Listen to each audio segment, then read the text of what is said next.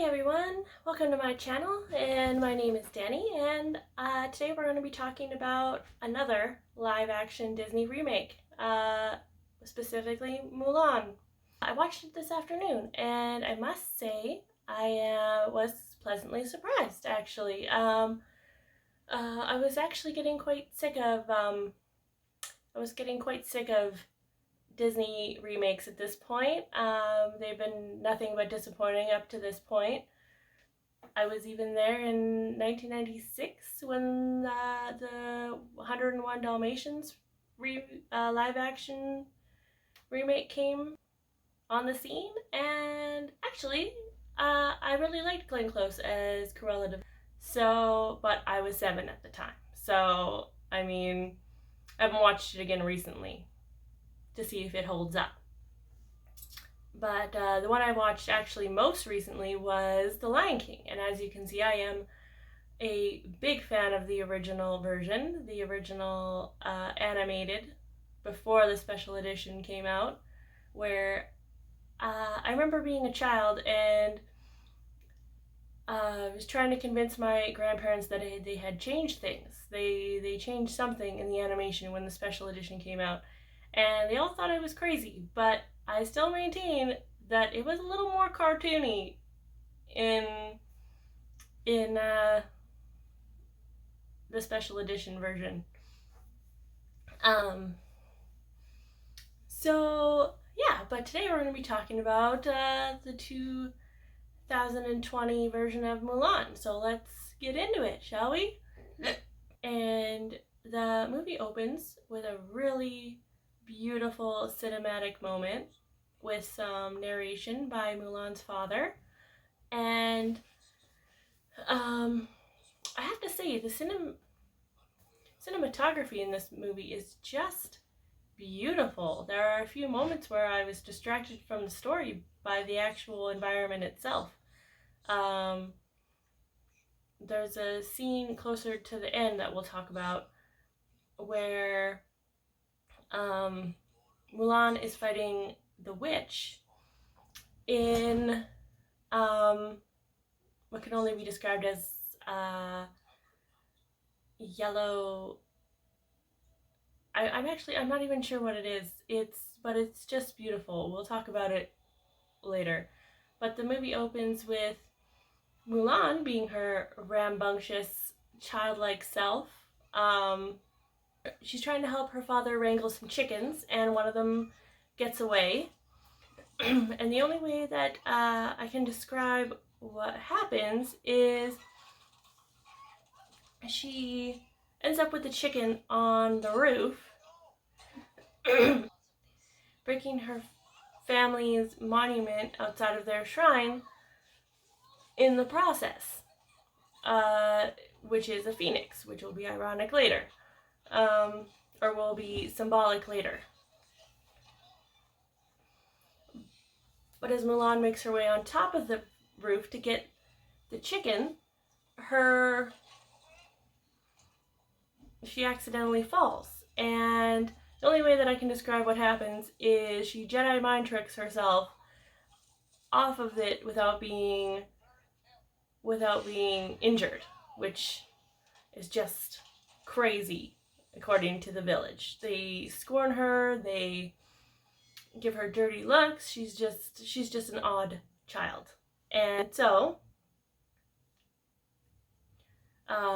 actually it gives me vibes from Hercules when he destroys the village with his massive strength, and everyone just is upset with him, even though, I mean, he can't control himself. It's just the way he is.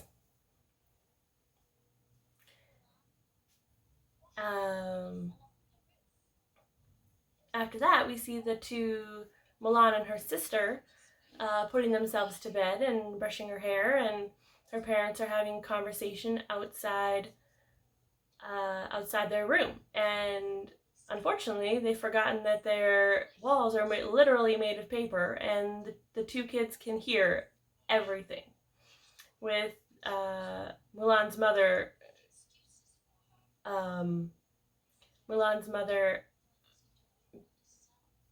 expressing her concern to her husband that Mulan is not normal. She doesn't act the way that little girls in China are supposed to act. Um, so Mulan's father is forced to have a conversation with her about the way that she is, and I really like this moment between the two of them. Um, you can see the conflict on the father's face, that is he loves his daughter the way that she is, but he's also torn by the tradition that he's supposed to be expressing. So he helps her fix the statue that she broke before, because she was trying to fix it. And ironically, since it is, he teaches her about the phoenix and how it rises from the ashes to be born anew and better, or unscathed. And he uses that moment to snuff out her fire and tell her that she needs to hide herself away and hide what makes her different about herself.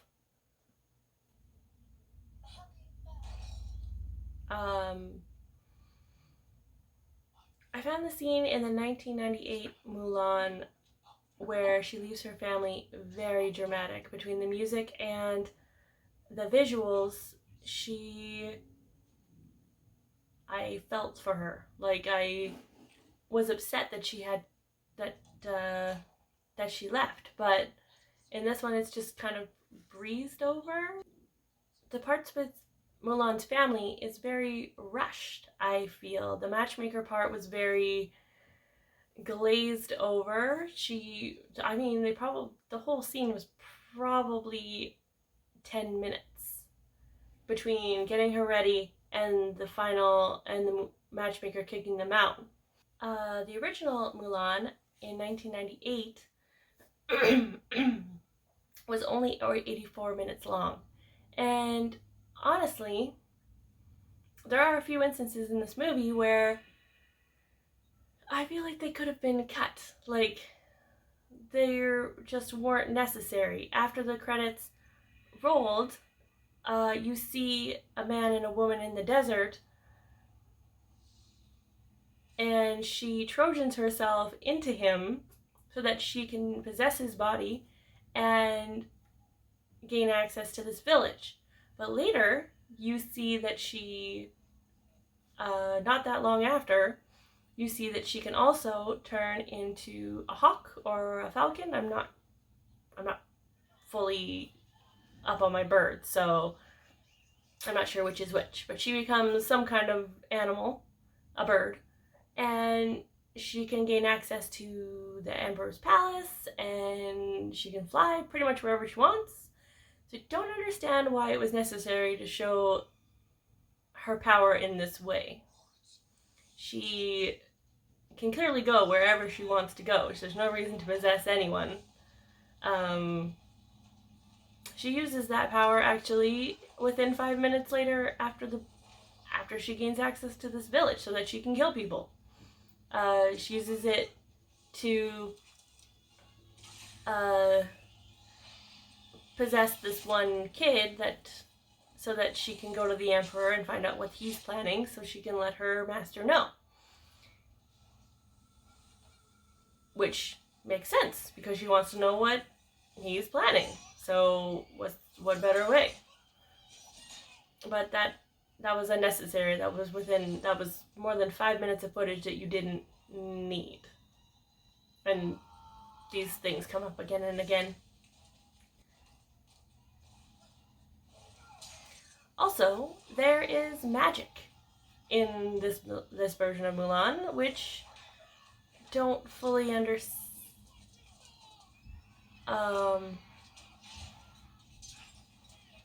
They don't seem to be bound by the laws of gravity. They don't have the same powers as the witch does, but yet most of them can climb up walls, which are you're just like, does gravity not exist in this realm? Because it clearly does. um, After the witch figures out what the emperor is planning, she goes back to her master and they have a conversation about what her role is in this whole China takeover deal. And honestly, I don't understand what brought them together. It's never explained. It's never it's just I don't understand. It's not brought up. There's no reason she needs to be bound to him. She's actually a very powerful person by herself. She doesn't need anyone else. And later you see Mulan and her have a conversation. And actually, I don't even remember her name. She's completely unmemorable. When, spoiler alert, she dies, I don't feel anything for her. It was completely unnecessary. They still would have taken over China. They, she's supposed to be the one that gets into the village, kills everyone so that they can make their way towards the village. But I feel like they could have done that anyway. They really didn't seem like they had a hard time with her. I think my weakest, or the part that I enjoyed about the movie the least is anytime the Emperor is actually on camera. Is in focus. I read today that Jet Li, who plays the Emperor, actually rejected the role after he read the script, but his daughter compelled him to take it. And honestly, it shows. It shows in the moments that he's on camera. He just seems bored. His line delivery is stale. I have to say, Mulan herself was my favorite part of this movie. Anytime she was on screen, I didn't feel... Most of the time in movies, I find myself reaching for my phone if it gets boring, but anytime she was on screen, my eyes were glued to this. Anytime she was on, my eyes were glued to the screen. She was, the actress that played her was wonderful. I hope that she does more things because I really enjoyed her. The villains themselves were blah, boring. The witch wasn't memorable. The bandit that she's attached to, his whole thing is a revenge plot. The Emperor killed his father back in the day, so he decided, well, I'm going to kill you as well. So, it's it's not any better than Shan Yu's motivation. He really just wanted to rule. He just really wanted power. So when the movie first started, I had trouble with this movie because I felt like they took out everything that made Mulan 1998 great, between the music and the comedy and the great side characters. I've taken it all out. There's very little to do with the three gentlemen that she becomes friends with, the Po, Ling, and Yao. We do see them, but it's not as pronounced as it is.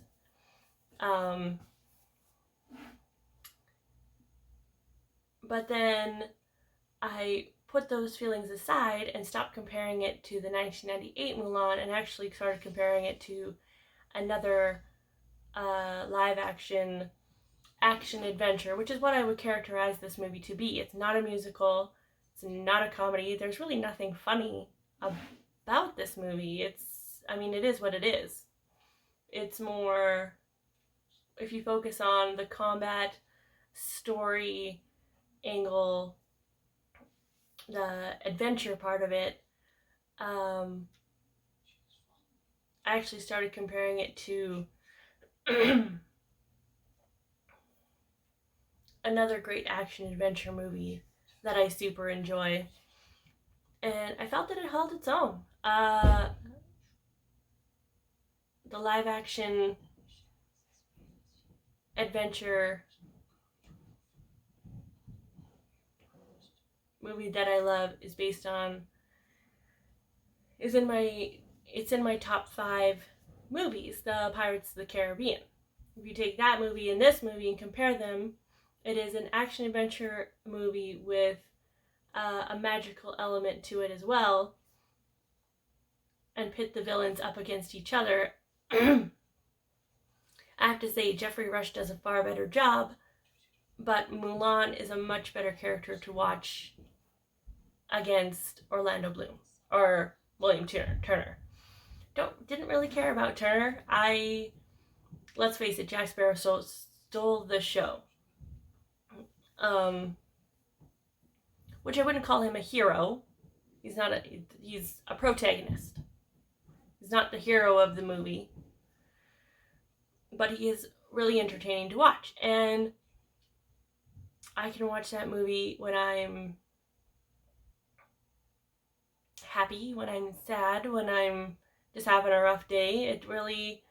I enjoyed the comedy of that as well, but there is none in this movie.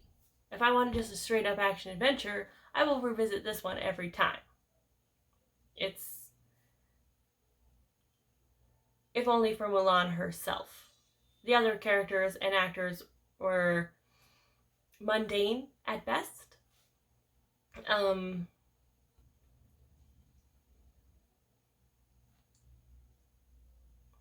Another scene that I thought could have been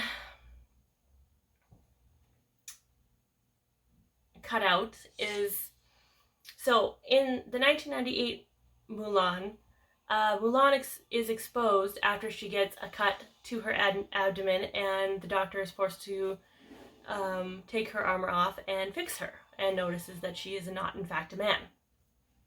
But in this one, she is limited by her deceit.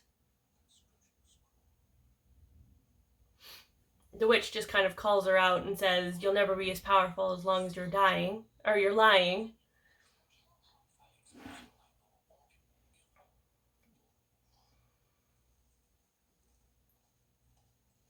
So she decides to take her armor off herself and fight as the person that she is, so that she can reach her full strength. After that happens, Mulan asks, the commander says that she is to be exiled. She's no longer a part of the army and she needs to go home, disgraced. And she says, "No, I'd rather be executed." And he's like, "If you show your face again, you will be." So it shows that she just gets up, she walks away, and she has a conversation with the witch about being part of her coven. We could be powerful together, all that. Well,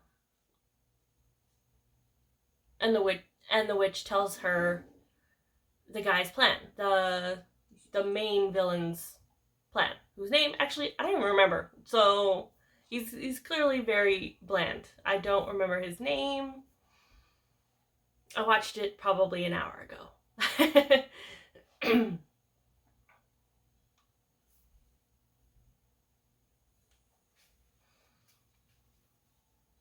And after she decides that it is her place, it's her job to protect the emperor. So she rejects the witch, and the witch just kind of lets her go. She's like, "Oh, okay then. I guess we'll duel till the death later."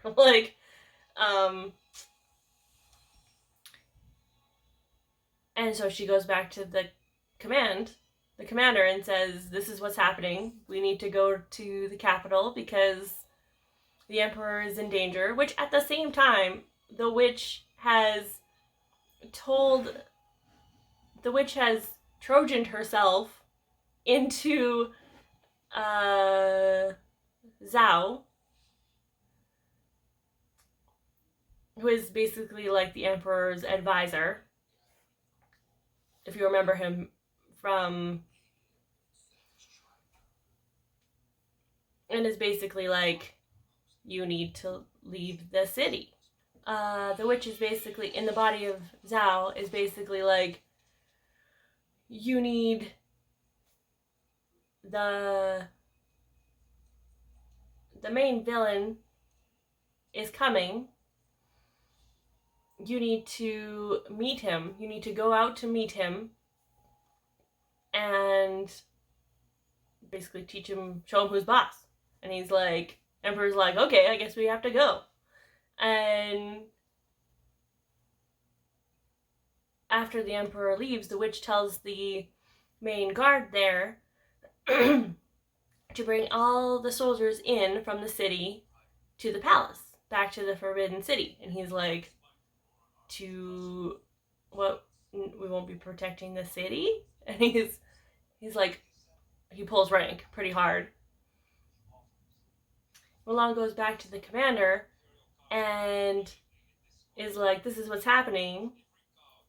This is what's happening. We need to go protect the emperor. I've been told this is what it is. So he's basically like, you're why should I listen to you? Basically, you've deceived us all. You've been disgraced in your deception. So why should I listen to you? And her friend, Hong Hui, speaks up and says, you would have believed her as a boy. Why don't you believe her as Mulan? And all the other soldiers are like, yeah, I believe in Mulan. I believe. And so he's like, you know what? All right. Well, I believe you. Like, I take back what I said. We won't kill you, and let's go face the emperor. And guess what? You can be the commander of the army too. So they head back to the city, and they realize that the emperor's not there. And after some very nice fighting, I will say the fighting and the choreography of the fighting, I'm not sure if that's the right word for it, but is beautiful. It is just gorgeous. I love every moment that they're on screen. It is wonderful. And the music that they do have in these moments are great. There are breadcrumbs of the scores, the breadcrumbs of the music from the original peppered in every once in a while. You'll hear the familiar tune and start humming it, and you know it. But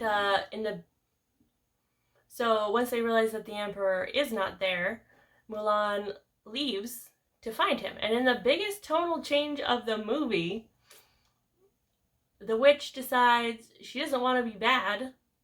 She actually saves Mulan, and spoiler alert, she dies saving her. And which you never see her again. There's no funeral held for her. There's no burying of her body. I'm assuming Mulan just left her where she was. It was quite a moment. But of course, at the end, Mulan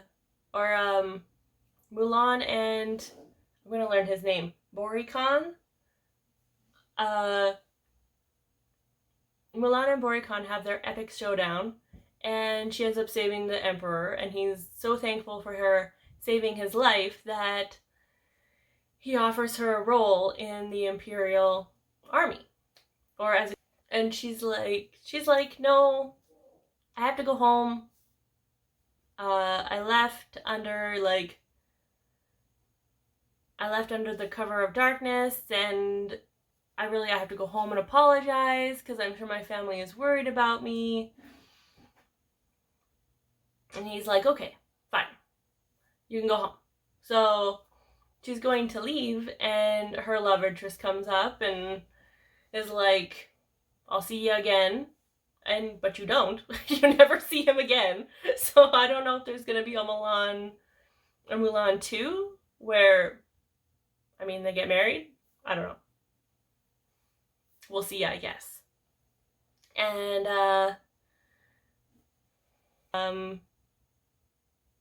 she's like, I'm sorry, Dad. Like, I'm sorry for disgracing you, and I'm sorry for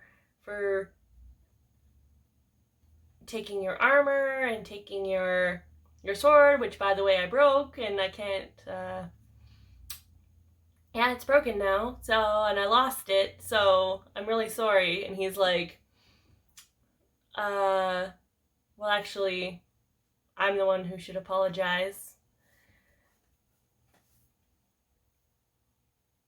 And, you know, so he does, and they hug, and the Imperial guards come back into the village and is like, we brought you a present, and the Emperor would really, really like it if you would reconsider the position that he offered you. If you could come back with us and train soldiers and be a part of the army, that would just be great. And you just see her holding the gift that he gave her. And she just smiles at the shadow of a phoenix rising out of the sun. And that's the end of the movie. And it cuts. And you're like, okay. I guess that's it. We don't find out if she does, so I mean, Mulan 2. She is married, I guess, to her friend, and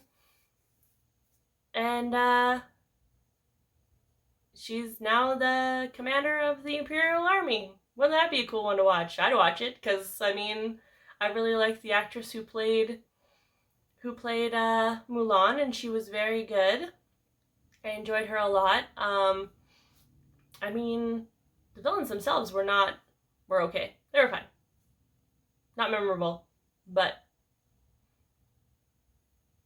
I mean, I have to praise it. It's not I liked it. I really did. The cinematography is just beautiful. There are moments where I'm just distracted from the story by the very environment itself. I mean, there's one scene where the witch and Mulan are fighting. They're and I don't know where they are, and I want to know so bad, but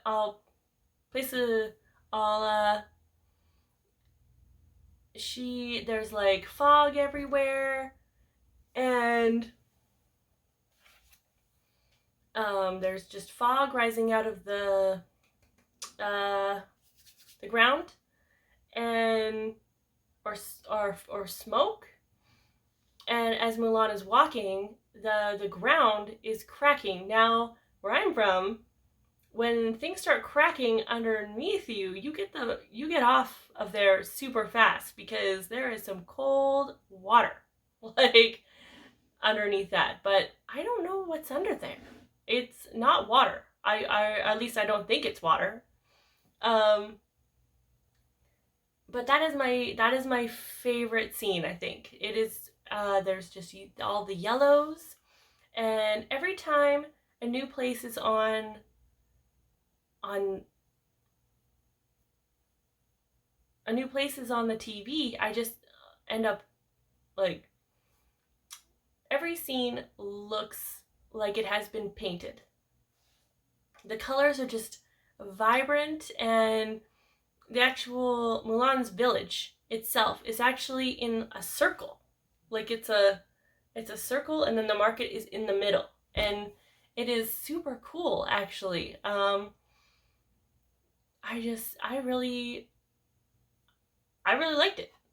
I mean, if I want to watch a musical that is also a comedy, I'll watch Mulan 1998. But if I want to watch an action adventure film with a badass chick, I'll watch Mulan 2020. That's just my hot take on it. I think we of all the Disney live action remakes, this will be the most rewatched for me. Maybe not for you, but for me. So far. I'm sure they're planning a lot more. But yes, thanks so much for watching, and just give this a like and a subscribe if you want to see more. I'm planning a video for a new segment called Flash from the Past, and we're going to be looking at 1999's movie, sci-fi horror movie, Virus. And if you wanna be notified of that video when it comes out, just hit that like and hit that bell. Awesome. Thank you.